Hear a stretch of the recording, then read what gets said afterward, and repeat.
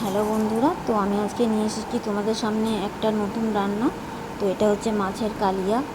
তো দেখো আমি এখানে সব উপকরণগুলো দিচ্ছি। কী কী দিচ্ছি: সর্ষে, পেঁয়াজ, রসুন, টমেটো, গুঁড়ো জিরে, নুন, হলুদ, কাঁচা লঙ্কা, ঠিক আছে, সব পরিমাণ মতো নিয়ে নিয়েছি আমি।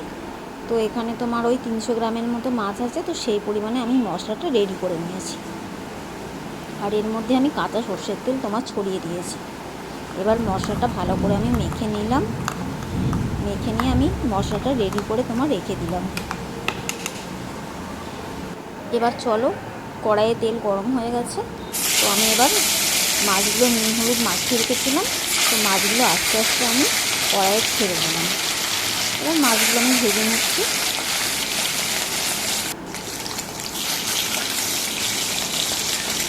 তো মাছগুলো উল্টে দিচ্ছি আমি।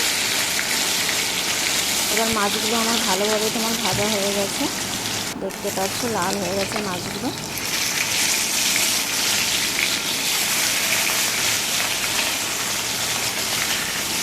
তো এবার সমস্ত মাছগুলো আমার ভাজা হয়ে গেল। এবার আমি মশলাটা ওই একই তেলে মশলাটা আমি ভালো করে ভেজে নিই। আমি আর এক্সট্রা কোনো তেল দিইনি, যে তেলে আমি মাছগুলো ভেজেছি সেই তেলই আমি এখানে ব্যবহার করেছি। তো তোমরাও সেরকমভাবেই তেল দেবে।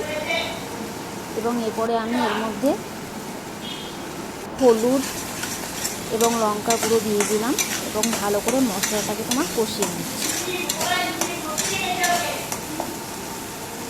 এবার আমার মশলাটা দেখো ভালো করে ভাজা হয়ে গেছে, তেল বেরিয়ে গেছে।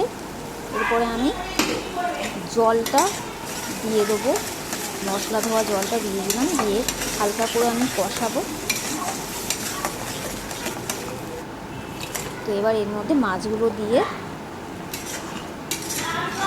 উল্টে পাল্টে দিচ্ছি, মিশিয়ে নিচ্ছি ভালো করে।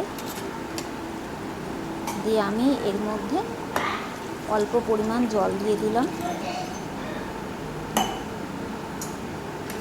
এবং পরিমাণ মতো নুনও দিয়ে দিয়েছি। তো এবার আমি এটা কিছুক্ষণের জন্য 2 মিনিটের মতো আমি ঢেকে দেবো। তো দেখো বন্ধুরা, আমার মাছের কালিয়াটা রেডি হয়ে গেছে, এটা ফুটে এসেছে। তো কালারটাও খুবই সুন্দর এসেছে।